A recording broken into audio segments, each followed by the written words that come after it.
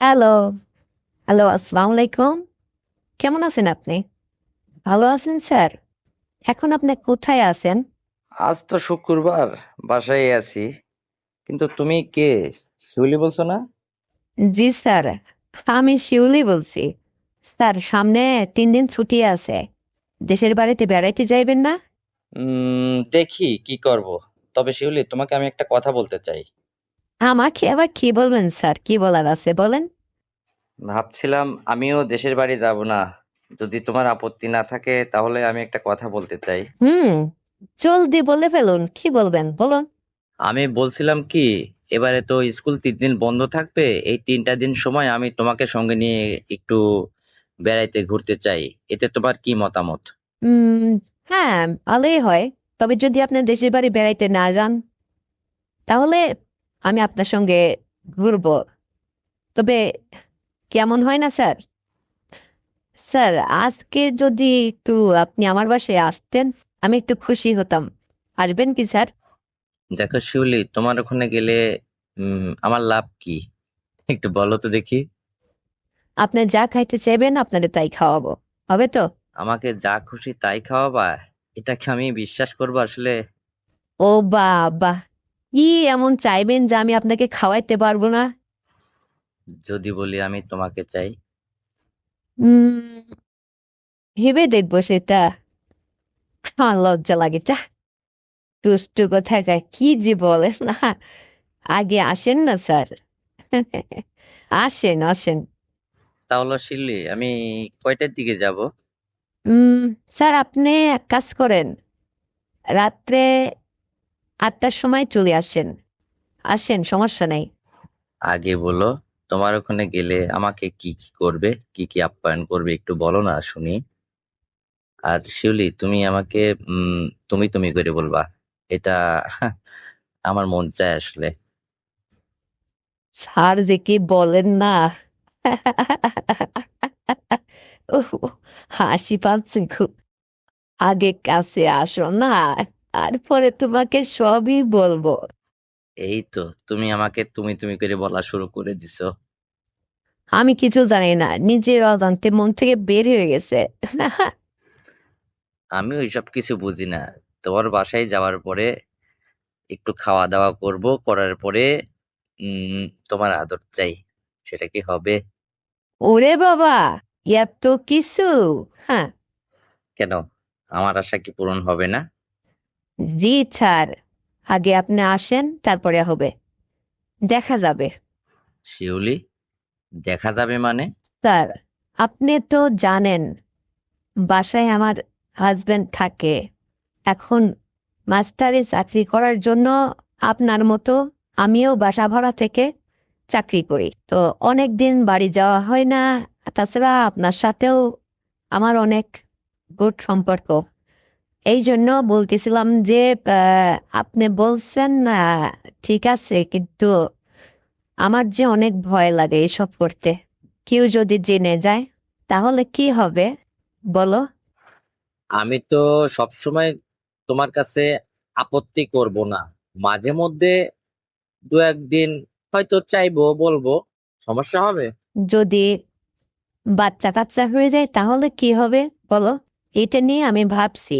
অথবা কেউ যদি জেনে যায়, তাহলে কি হবে একবার বলো? কেউ জানবে না। আর যদি কোনো কিছু করি তাহলে প্রোটেকশন নিয়ে করব। সমস্যা হবে কেন? আজকাল কত রকম পদ্ধতি আছে, আর তুমি তো জানোই। তোমাকে এটা বোঝানো লাগবে কেন? তুমি তো আর অবিবাহিত মেয়ে না। তাহলে কি সেটা আজকেই করবা?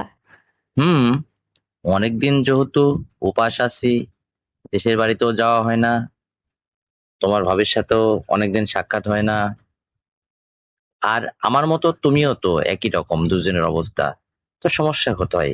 আজকে যেহেতু রাত 8টায় আসবো, অবশ্যই হবে। কি হবে না?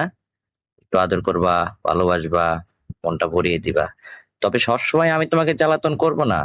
মাঝে মধ্যে দুই একটা দিন, তাহলেই হবে। আমারও হবে, তোমারও হবে। ঠিক আছে? আমার কিন্তু ভয় লাগছে, কি যে হবে। আমি হুম কি যে বলবো তোমায়। ওরে পাগলি, ভয় পেও না, সমস্যা নাই। আমি কি একেবারেই এতটা খারাপ?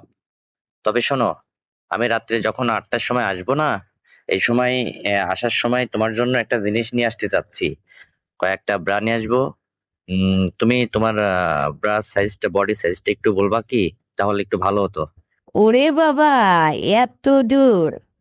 ঠিক আছে, তোমার পছন্দের জিনিসগুলা তুমি আনতে চাচ্ছ, নিয়ে আসো।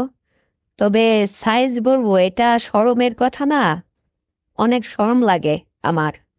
তবে ৩৬, আর কিছু বললাম না, হ্যাঁ? নিয়ে আসো। ঠিক আছে শিউলি, তাহলে আমি অবশ্যই আসছি। তো আমাকে একটা পাপ্পা দেবে না? ও বাবা রে, মনের মধ্যে এত রং এই বয়সে! হ্যাঁ, আচ্ছা ঠিক আছে, দিচ্ছি। তবে তুমি আসতে মিস করো না, অবশ্যই আসবে কিন্তু। তো রাখতেছি, হ্যাঁ? আল্লাহ হাফেজ। উম উম ওইছে, আসো, অপেক্ষায় থাকলাম। ওকে, আল্লাহ হাফেজ। হারুন ভাই, আপনি কোথায় আছেন এখন? ওয়ালাইকুম আসসালাম। আচ্ছা, কে তুমি বলছো? আমি তোমার ঠিক চিনতে পারলাম না তো। ওরে বাবা! ভাই, আপনি আমাকে চিনতে পারেননি? আমি রত্না বলছি। কেন, ভুলে গেছেন নাকি আমার কন্ট্যাক্ট নাম্বারটা? ও, রত্না, রত্না। আচ্ছা, কোন রত্না? একটু আমি ক্লিয়ার করে বলেন তো, আমি ঠিক বুঝতে পারছি না। হুম, এখন তো ভুলে যাবেনই আপনি। হ্যাঁ, এখন কি আর রত্নার কথা মনে থাকে? হ্যাঁ, দিনের পর দিন যে রত্নাকে খেয়ে খেয়ে এতদিন বেঁচেছিলেন, আর এখন রত্নাকে ভুলে গেলেন? হ্যাঁ, হাই রে মানুষ! আমি না এত কষ্ট করে আপনার এই গোপন মানে নতুন নাম্বারটা জোগাড় করছি যেভাবেই হোক। আর একটু যোগাযোগ করার চেষ্টা করছি যে মানুষটা কোথায় কি হালে আছে, দেশের যে পরিস্থিতি, তা না, সে আমাকে চিনতেই পারছে না। ঠিক আছে, চেনা লাগবে না, চেনা লাগবে না। বুঝতে পারছি, মানুষ এইরকমই স্বার্থপর হয়। হ্যাঁ, যাকে নিয়ে দিনের পর দিন সে সময় কাটালো, মাস্তি করলো, আর সে নাকি রত্নাকেই এখন চিনতে পারছে না। হুম, যাব রাখেন কথা। কেন, আপনি আমাকে ভুলে গেলেন? আমি কোন রত্না, বুঝিয়ে দেব? ও, হ্যাঁ হ্যাঁ হ্যাঁ, এখন আমি ক্লিয়ার বুঝতে পারছি, মনে পড়ছে আমার। ওই যে আমার ভাতের হোটেল, ওখানে এসে পরিচয়, এবং তারপরেই আমি তোমাকে, মানে দিনের পর দিন যেভাবে আর কি সময় তুমি আমাকে দিয়েছো। হ্যাঁ হ্যাঁ হ্যাঁ, সেই সুন্দরী তুমি। আরে, এটা কোথায় তুমি এখন? আর তুমি আমার এই নতুন নাম্বারটা কিভাবে জোগাড় করলে? হুম? আর আমার খোঁজ খবর নিচ্ছ? ভালোই তো। এরকম হিতাকাঙ্ক্ষী তো এখন আমার কেউই নাই, কেউই খোঁজ নেয় না। কাদের স্যার, কেউ তো হচ্ছে আমার খোঁজ নেয় না, কোথায় চলে গেল? আবার আমাদের যে প্রধানমন্ত্রী, সেও তো চলে গেল। মানে কেউ খোঁজ রাখে না। অথচ দিনের পর দিন ওদের হুকুমেই আমি এত মানুষকে ডিম থেরাপি দিলাম, কত কিছু করলাম, আয়না ঘরে নিলাম, কত কিছু না করছি। আর এই ভয়ে ভয়ে আমি এখন একটু নিজেকে গুপ্ত করে আছি, যেন কেউ বুঝতে না পারে। তো বুঝতেই তো পারছো, তারপরেও তুমি আমার হঠাৎ করে এই নতুন কন্টাক্ট কিভাবে জোগাড় করছো? আমি ঠিক বুঝলাম না, এই কাহিনীটা একটু বলো তো। মানে আমার নাম্বার তুমি কোথায় পেয়েছো, আর আমার সাথে যোগাযোগ করছো তুমি, এটা আবার অন্য কেউ জানে না তো? আরে ধ্যাট! হেই হারুন ভাই, আমি যেখান থেকেই হোক আপনার নাম্বার জোগাড় করছি, এই নিয়ে আপনি টেনশন করেন না তো। আর এইরকম জিজ্ঞাসাও করবেন না, কারণ আপনাকে আসলে আমি খুব রেসপেক্ট করি এখন পর্যন্ত। আর সেই মানুষটা না এখন কি হালে আছে, এই খোঁজটা একটু নেওয়ার জন্য আমি আপনাকে ফোন করে একটু সবকিছু শুনতে চাইছি, জানতে চাইছি যে এখন মানুষটা কোথায় কি হালে আছে, আর তার এবার কি অবস্থা। যদি আশেপাশে থাকে, না হয় আমি গোপনে যোগাযোগ করব, এই জন্য আর কি, তাছাড়া কিছু না। আর আমি কথা দিচ্ছি, আপনার সাথে যে আমি যোগাযোগ করলাম এটা কেউ জানবে না, কখনোই জানবে না। কারণ আপনি তো ইতিপূর্বে আমার পার্সোনাল সবকিছু জানেনই, বা আমি আপনার সঙ্গে দিনের পর দিন সময় দিয়েছি, মনোরঞ্জন করছি আপনারে। আপনি তো আমার উপর খুব খুশি ছিলেন এবং সবসময় স্যাটিসফাই ছিলেন। এখন আমার উপরে আস্থা রাখুন, এত ভয় পাচ্ছেন কেন? বুঝতে পারছি আপনি তো অপরাধী, কারণ দেশটা এখন চেঞ্জ হয়েছে। আর আপনি মানুষকে যেভাবে যা করছেন, এখন পাল্টা এটাও তো আপনাকে ভোগ করতে হবে। তো এই জন্য আর কি একটু খোঁজ খবর নিচ্ছি, তাছাড়া কিছু না। ও, আচ্ছা আচ্ছা, আমি বুঝতে পারছি। আচ্ছা রত্না, তুমি কি গোপনে, আমি যদি তোমাকে একটা অ্যাড্রেস দিই, তুমি কি আমার সঙ্গে সাক্ষাৎ করতে পারবে? আরে অবশ্যই, কেন পারবো না? আপনি আপনার অ্যাড্রেসটা বলুন না, তারপরে দেখেন আপনি আমি আপনার কাছে রাতের অন্ধকারে পৌঁছে যাব খুব গোপনে, এটা কেউ জানবে না। বলুন তো আপনি এখন কোথায় আছেন? আচ্ছা, কাজ করো তুমি। না না, আজকে না হয় থাক, আমি অন্যদিন তোমাকে আমার অ্যাড্রেসটা জানাবো। কারণ তোমার অ্যাটেন্ডেন্সটা আমি আগে পরীক্ষা নেব।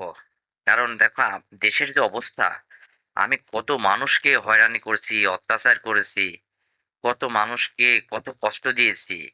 আর এই সবগুলো তো আসলে আমি নিজের থেকে কখনো করিনি, মানে উপরের আদেশ থেকে এগুলো আমি করছি। তো দেশের জনগণ তো আমাকে কখনো ছাড়বে না। দেখো, আমি যদি একবার আইনের আওতায় পড়ে যাই না, ধরা পড়ি না, তাহলে আমাকে তো তারা ডিম থেরাপি দেবে। আর এই ডিম থেরাপি যে কত ভয়ঙ্কর, এটা কি তুমি জানো? এটা তো তুমি জানো না। এই জন্য আমি আছি, একটা ম্যান হলের মধ্যে আছি, গুপ্ত জায়গায়, যেখানে যেটা কাউকে বলা যাবে না। তো কষ্ট যখন আসলে করছি, দিনের পর দিন আমাকে কষ্ট করতেই হবে। দেশের বাইরে যাওয়ারও সুযোগ নেই আমার। আর এই যে আমি যদি প্রশাসনের হাতে ধরা পড়ে যাই না, তাহলে আমার যে কি হবে তুমি তো বুঝতেই পারছো। এজন্য আমি তোমাকেও এই মুহূর্তে বিশ্বাস করতে পারছি না। কারণ তোমার মধ্যে যদি কোনো চালাকি থাকে, তুমি যদি মোটা অঙ্কের টাকার বিনিময়ে যদি তাদের হাতে আমাকে তুলে দাও অথবা আমার ইনফরমেশন তাদের দিয়ে দাও, এটা আমি জাস্ট তোমাকে এত সহজেই আমার অ্যাড্রেসটা বলছি না যে আমি কোথায় আছি। আমি জাস্ট এতটুকুই বললাম, আমি একটা ম্যান হোলের মধ্যে আছি এবং সেখানে লুকিয়ে থাকবো যতদিন, মানে আমি আসলে কষ্ট হলেও থাকতে হবে, আমার কোনো ব্যবস্থা না হয়। আর আমার তো খুব কষ্ট হবে, সামনে যে আমার কপালে কি দুর্ভোগ আছে এটা তো আমি নিজেই জানি। যে আমি জনগণকে যা করছি, পাল্টা আমাকেও তাই ভোগ করতে হবে। এটা তো নির্ঘাত। তুমি আমার যতই জনপ্রিয় হও, আমার মানে হিতাকাঙ্ক্ষী হও না, এতে কোনো আমার এখন যায় আসছে না। আর তোমার তুমি আমার কাছে আসতে চাইছো, তোমার আশা লাগবে না। তুমি শুধু দূর থেকে ইয়ে করো। আর তোমার কাছে আমার একটা অনুরোধ, তুমি যেহেতু আমার কন্টাক্ট নাম্বারটা পেয়েই গেছো, আমার উপরে রাগ করো না। এইটা আর কাউকে কোনোদিন, এই নাম্বার যেন তোমার কাছ থেকে কেউ না পায়, আর তুমি যে আমার সাথে যোগাযোগ করছো এটাও যেন কেউ না জানে। বুঝতে পারছো? এটা মাথায় রাখবা। আচ্ছা হারুন ভাই, তাহলে আজকে যে আপনার যে অবস্থা, আপনার হিতাকাঙ্ক্ষিত উপর মহলে যারা ছিল, কাদের স্যার ছিল, তারপরে আরো অন্যান্য যারা ছিল, যাদের আদেশে আপনি দেশের মানুষকে এত অত্যাচার, এত নির্যাতন, পার্সোনাল ভাবে যাদের কষ্ট দিয়েছেন, এই যে ছাত্র নেতাদের ধরে নিয়ে যায় এত অত্যাচার করছেন, এই এইগুলো কি হিসাব নিকাশ করে একদমই করেননি যে ভবিষ্যতে কি হতে পারে? কারণ চিরকাল মানুষ ক্ষমতায় থাকে না, এটা তো নিজেও জানেন। তে একটাবারও কি আগে পিছে আপনার ভাবা উচিত ছিল না? আজকে আপনার পরিস্থিতিটা কোথায় দেখেন। আপনি দিনের পর দিন মানুষকে যেভাবে ডিম থেরাপি দিয়েছেন না, আপনাকেও এদেশের আইন প্রতিদিন একটা করে ডিম থেরাপি দেবে। এটা নেওয়ার জন্য আপনিও প্রস্তুত থাকেন। তবে আমি আপনার কোনো কথা কাউকে বলবো না, ফাঁস করব না। আমার কাছে এটা গোপন থাকবে, কারণ বিগত দিনে তো আমি অপকর্মের সাথে জড়িয়েছিলাম আপনার সাথে, যেটা কেউ জানে না হয়তো। তাই আপনার প্রতি একটা মায়া ভালোবাসা সৃষ্টি হয়েছিল। তাই কন্ট্রাক্টটা যেভাবে খুব কষ্ট করে, অনেক কষ্ট করে সাধনা করে জোগাড় করছি, তাই যোগাযোগ করতে পারলাম। তো এতটুকু আপাতত আমার সাথে বিশ্বাস রাখেন যে আপনার নাম্বারটা আমি কখনো কাউকে দেব না, বা আপনার ইনফরমেশন কাউকে দেব না। আর মাঝে মধ্যে আপনি আমার সাথে একটু যোগাযোগ রাখেন, মানে আমি আপনাকে ফোন করলে ফোনটা রিসিভ করে কথা বলেন। আমার একদমই ভালো লাগে না সেই দিনগুলো কোথায় হারিয়ে গেল, যে আমি আপনার সঙ্গে কত সারা রাত মাস্তি করছি, আপনাকে খুশি করছি, আপনি মোটা অঙ্কের একটা কিছু দিয়েছেন, সেটা নিয়ে এসে আমি ফ্ল্যাট বাড়িতে ভাড়া থাকে ভালোভাবে স্বাচ্ছন্দ্য বোধ করে জীবনযাপন করতাম। আর আজকে আমি না, মানে কাদের সঙ্গে এটা করব? দেশটা এখন মিডল পয়েন্টে, নেই কোন দেশের মানে সরকার, নেই মানে রাজনৈতিক কোনো দলের হাতে নেই। এখন যে পরিস্থিতি, তাতে কি হয় না হয় এটা তো আর জানে না। তারপরেও দেখা যাক।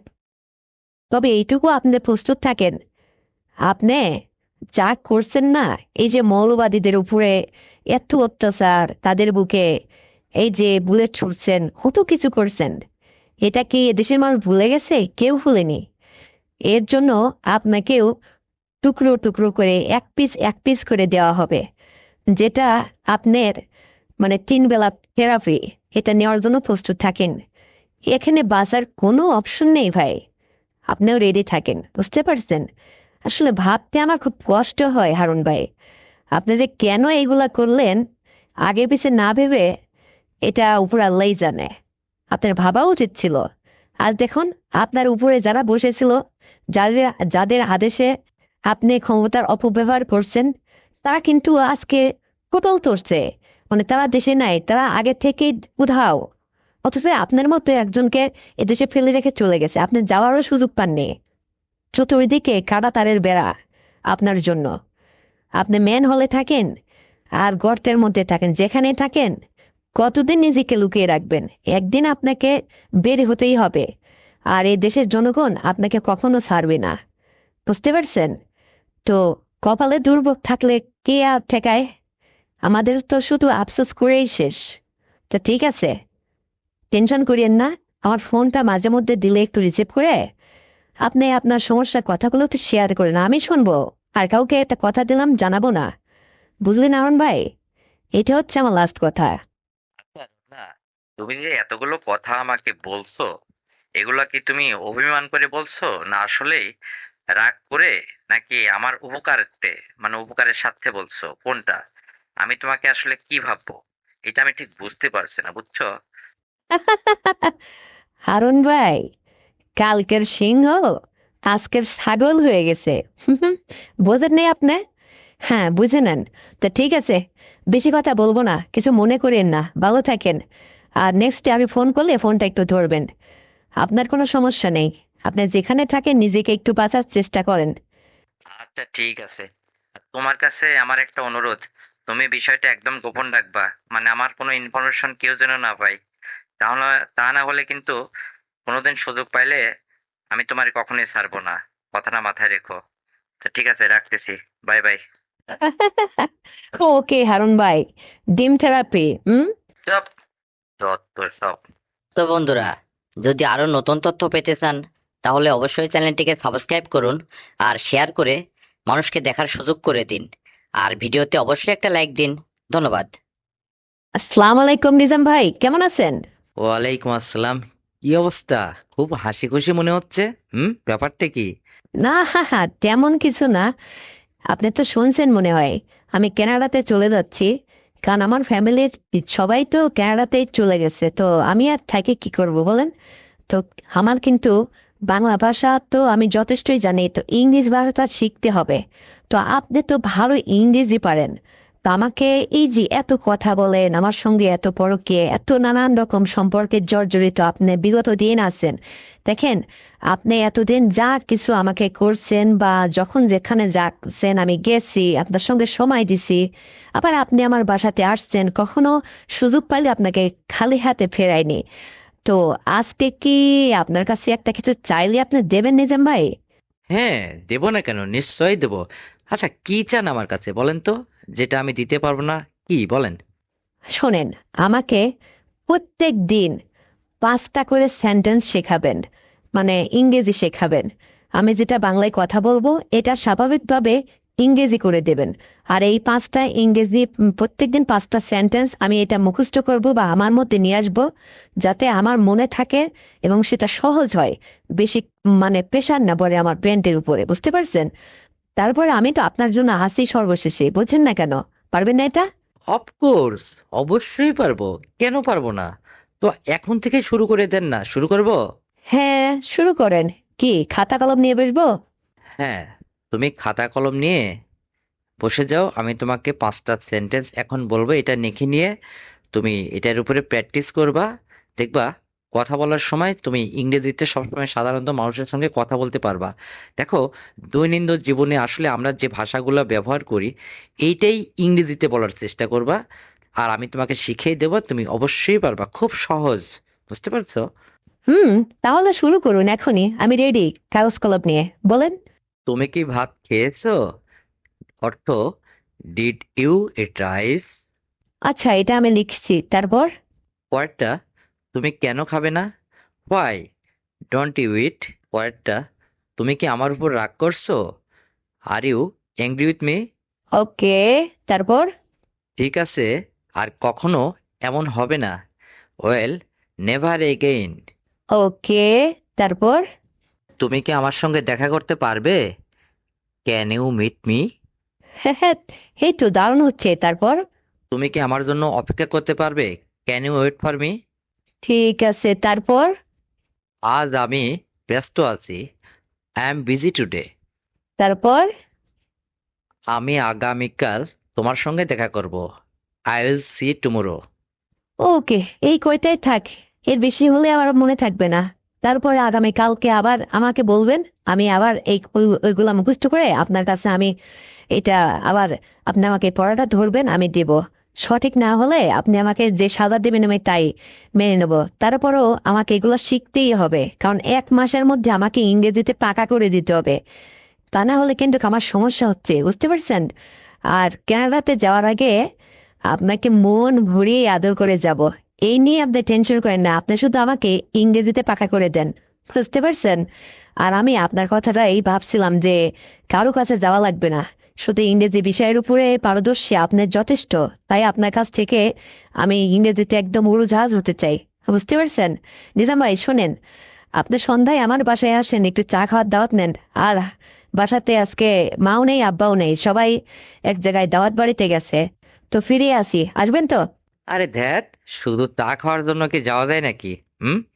আরে আমি তোমার ওখানে গেলে পারে আমি আসলে বোঝই তো, মানে সুযোগ তো যাচ্ছে, আর তুমি তো 3 মাস পরে চলেই যাবা।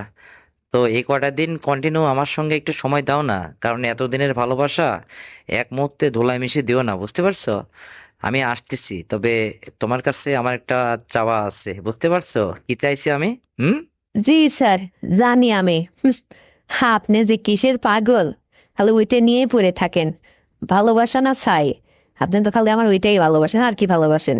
বুঝি না মনে হয় না? সারা জীবন নাক ডুবাই ডুবাই দিলাম, আর এখনো আপনি এটা বলতে পারতেছেন না। আচ্ছা এইটা বলুন তো, আমি যে কদিন নয় আছি আপনার সব কথাই তো আমি শুনতেছি বা দিচ্ছি। তো আমি কানাডা চলে গেলে পরে তখন কি হবে আপনার? তখন আপনার যে বিয়ে শাদী করতে হবে, তা না হলে থাকবেন কেমন করে? হ্যাঁ, এই যে পুরোনো অভ্যাস, যে অভ্যাসে পরিণত করে দিছি আপনারে, তো তখন অসুবিধা হবে না? হ্যাঁ, মানুষের সবকিছু হারাই গেলেও তো মানুষ একরকম ভাবে বাঁচে, তাই না?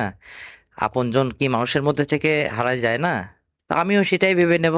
হয়তো আমার জীবন থেকে তুমি চলে গেছো, হয়তো আর কখনোই ফিরবা না, এইটাই ধরে নিয়ে নিজেকে একরকম ভাবে চালিয়ে নেব।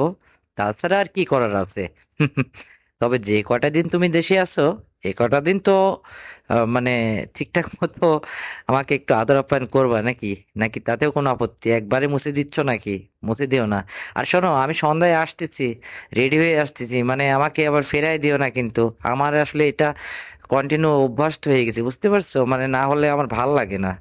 এটা যে আসলে কি একটা অভ্যাসে পরিণত হয়ে গেল বুঝি না। শোনেন নিজাম ভাই, আপনি আমাকে ইংরেজিতে একদম পারদর্শী করে তুলবেন, একদম। আমি সারা জীবন আপনার কথাই বলবো। আর আপনাকে শুধু তাই না, আমি কানাডা চলে গেলেও আমি আপনাকে ওখানে নিয়ে যাওয়ার চেষ্টা করব। আপনিও রেডি থাকেন, কারণ আমিও আপনার সঙ্গে এতদিন যেভাবে চলছি, এটা নিজেও একটা অভ্যাসে পরিণত হয়ে গেছে। মানে কিছু আপনি জান আমার ভালো লাগে না। আর এটা আপনাকে আমি বলতে যাচ্ছি না, আমি আপনার পরীক্ষা নিচ্ছিলাম যে উল্টো যে আপনি আমাকে ছেড়ে কেমন করে থাকবেন। তো আমারও আসলে কষ্ট হবে। আর দেশে যে কদিন থাকবো সে কদিন তো আমি আপনার 12টা বাজিয়েই দিয়ে যাব, যাতে আপনি বাকি দিনগুলো এইগুলা মনে রাখেন।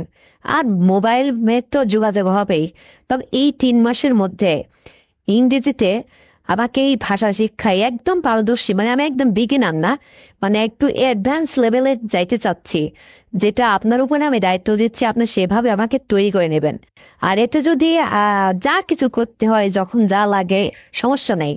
আর শোনেন, আপনি সন্ধ্যায় আসেন, কিন্তু তার আগে আমি আপনাকে একটা ফোন করলে তারপরে আপনি কনফার্ম হয়ে আসবেন। হ্যাঁ, মানে আমার যতদূর জানা সম্ভব যে আমার বড় আপুরি বাসায় গেছে, তো আব্বু গেছে, মাও গেছে। তো ওরা যদি একটু রাত করে ফেরে তাহলে আমাদের একটু ভালো মজা হবে, মানে বেশি সময় আর কি করতে পারবো, বুঝতে পারছেন? এই জন্য বলতেছি। আচ্ছা, সমস্যা নেই। তোমার আব্বু আম্মু ওরা যখন আসে আসবে, আমি আসলে পরিবেশ হলে হবে, না হলে না হবে। তো আমি কি তোমার জন্য কিছু নিয়ে আসবো, খাবার টাবার, কোনো বাইরের কিছু, নাকি তুমি রান্না বান্না করছো বাসাতে? না, আপুরে বাসা থেকে আব্বু আম্মু খাবার নিয়ে আসবে, আমাকে রান্না করতে নিষেধ করছে। তারপরে আপনি হালকা পাতলা কিছু আনলে নিয়ে আসেন, কারণ একদম খালি পাতে তো আর এভাবে থাকা যায় না, কিছু একটা নিয়ে আসেন। আর শোনেন, আসার সময় না প্রোটেকশন নিয়ে আসবেন, ওভাবে খালি খালি থাকা যায় না, বুঝতে পারছেন? আপনি ইদানিং বেশি পেকে গেছেন, আমি আপনাকে নিষেধ করি, আপনি শোনেন না, সাবধানের মায়ের আছেন নাকি, পাগল। আচ্ছা, তো ঠিক আছে, রাখতেছি নাকি? আর কিছু বলবেন আপনি? রাখি। আচ্ছা ঠিক আছে, রাখো। তবে শোনো, আমি আজকে তোমাকে যে 5টা 6টা পড়া দিচ্ছি, এইটা তুমি ঠিকঠাক মতো পড়বে এবং মুখস্থ করবে, বুঝতে পারছো? একদম ঠুটস্থ করে ফেলবে, যাতে আমি তোমাকে এটা ধরলে তুমি সুন্দর করে আমাকে বলতে পারো। আর আমি কালকে তোমাকে আবার নতুন কিছু শেখাবো, সেটার জন্য ওয়েট করো। তো ঠিক আছে, রাখতেছি। ওকে ভাই, আল্লাহ হাফেজ। তো বন্ধুরা, আমার এই ভিডিওটি যদি আপনাদের ভালো লেগে থাকে তাহলে এক্ষুনি চ্যানেলটিকে সাবস্ক্রাইব করে দেন, ভিডিওতে একটা লাইক দেন, আর শেয়ার করে অন্যকে দেখার সুযোগ করে দেন। আসছি পরবর্তী আবার ভিডিও নিয়ে, ততক্ষণে সবাই অপেক্ষা করুন। বাবা, হ্যাঁ নার্গিস, শুনতে পাচ্ছি। কি হয়েছে মা? তুমি কি ফিরে আসো আব্বু? হ্যাঁ, কেন রে? মা কি তোমার পাশে আছে না তুমি বাইরে? না, আমি বাইরে আছি। কেন? বাবা, তুমি কি একটু আমার শ্বশুর বাড়িতে আসবা? কেন রে মা, কিছু হয়েছে নাকি? না আব্বু, তেমন কিছু হয় নাই, মানে আমি বলছিলাম যে তোমার জামাই বাড়িতে নেই তো, এটা একটা সুযোগ যাই, বুঝতে পারছো? আসবা তুমি? তাহলে তোমার শ্বশুর শাশুড়ি তারা কোথায়? আরে বাবা, আমার শ্বশুর শাশুড়ি তো মেজোসোলের ঘরে খায়, আমার এখানে আসে না। আমরা আলাদা বাড়ি করার পরে এখানে আমার শাশুড়ি খুব কম আসে, আমি একদম একলা আছি।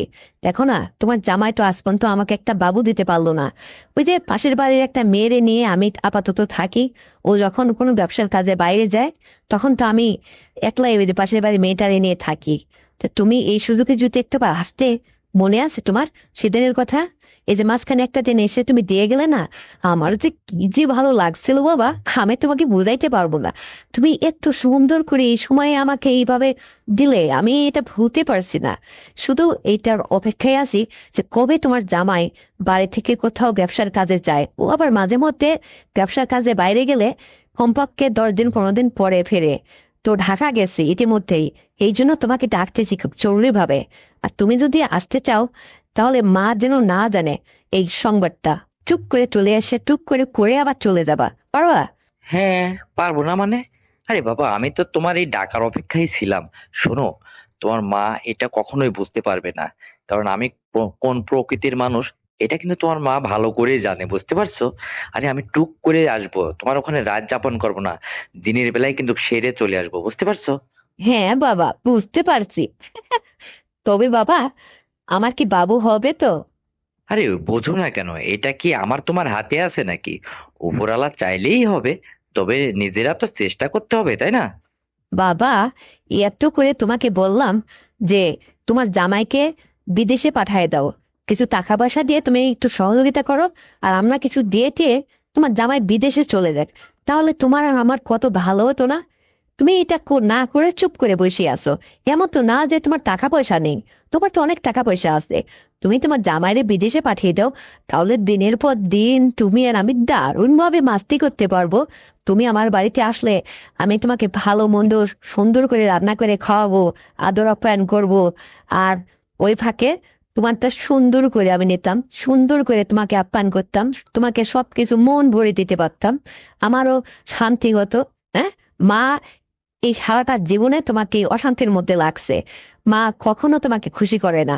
আমি এটা জানি তোমার মধ্যে কোনো কিছুর অভাব আছে, এই জন্য আমি তোমাকে মেয়ে হিসাবে যতটুকু দায়িত্ব অতটুকু পালন করতাম, তোমাকে দারুণ ভাবে দিতাম। জানো বাবা, তোমার জামাই ঠিকঠাক মতো আমাকে চালাতেই পারে না, মানে তার কোনো কিছুতে আমার ওই রকম ইয়েই হয় না, মনই ভরে না। সে শুধু ইনকাম করে টাকা পয়সা যাই করে না করে এই যে বাড়িটা করছে আমাকে চালায়। কিন্তু বলো, মানুষকে শুধু মাছে ভাতে কি জীবনটা চায় বলো? আর কিছু লাগে না? আমার যেটা দরকার সেটা তোমার জামাই ঠিকঠাক মতো পূরণ করতেই পারে না, এই জন্যই তো তোমার ওইটা আমার যে কি ভালো লাগে জানো, অত বড়, কি সুন্দর মোটা, দারুণ লাগে, আমার পরানটা জুড়ে যায় জানো বাবা। এই জন্যই তো আমি তোমাকে সবসময় স্মরণ করি। আসলে কি জানো, ব্যবসার কাজেও সবসময় বাইরে গেলে আমার ভালো হতো। তো ও তো মাঝে মধ্যে একদিন যে গেলেই 10 দিনের আগে ফেরে না। এই জন্য বলতেছি, ওকে কায়দা কৌশলে বিদেশ পাঠিয়ে দাও। কিছু টাকা পয়সা দিয়ে তুমি একটু সহযোগিতা করো, তাহলে আমাদের কিছু আছে। ও বিদেশ গেলে তোমার আর আমার একদম, যে 2 4 5 বছর থাকবে না, এই 5 বছর তুমি আর আমি একদম দারুণ ভাবে এনজয় করবো, মজা করবো, বুঝতে পারছো? তখন কত ভালো হবে না? দেখো না, আমি তোমার কোল ভরা মেয়ে, কত সুন্দরভাবে আমি তোমাকে আপ্যায়ন করি, কত সুন্দরভাবে তোমাকে সবকিছু গিফট করি। তাহলে তুমি এই সুযোগ ছেড়ে দিচ্ছ কেন? সময়কে কাজে লাগাও। কয়টা টাকাই বা লাগবে বাবা? তুমি একটু দেখো না আমি যে কথাটা বললাম, আর মা যেন এ বিষয়ে কিছুই না জানে। খুব সাবধান বাবা। হ্যাঁ রে বাবা, কথাটা তো তুই মন্দ বলিস নাই, ভালো আইডিয়া, গুড।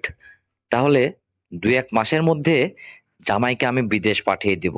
যত টাকা লাগে, তোদের টাকা লাগবে না, আমি একলাই দিব সম্পূর্ণ খরচ। ওকে তুই রাজি খুশি করা।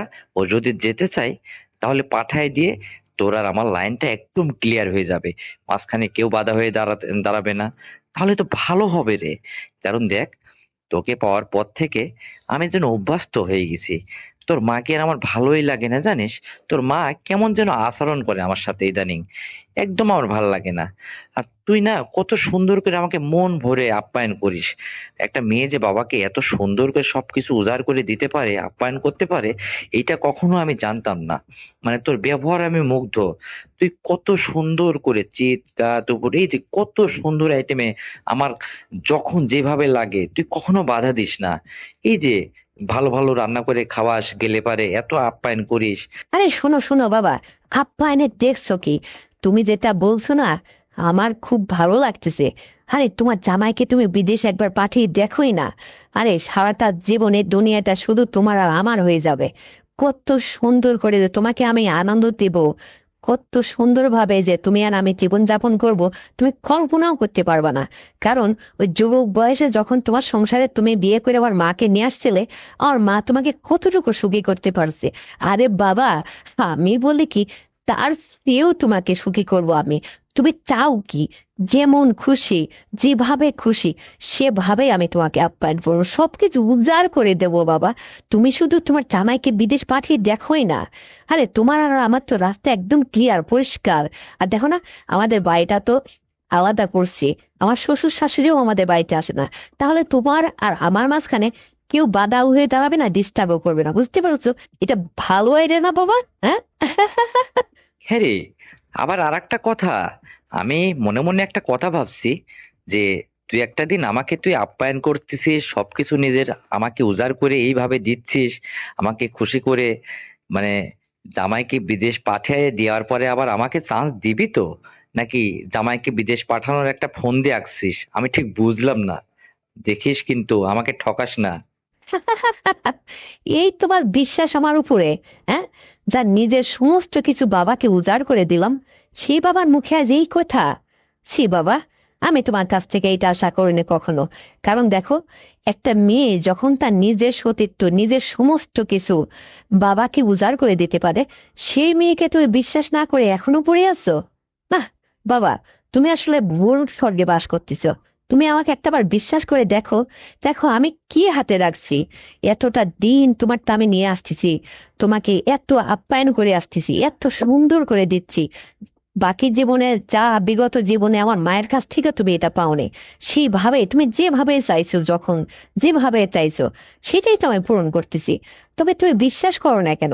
আরে বাবা, তোমার জামাই বিদেশ যাওয়ার আগেই তুমি আমাকে কিন্তু দিবে, তা বাবু দিবে। হ্যাঁ, বুঝতে পারছো? কারণ এইটা আমি নিয়ে তার নামে চালিয়ে দেব।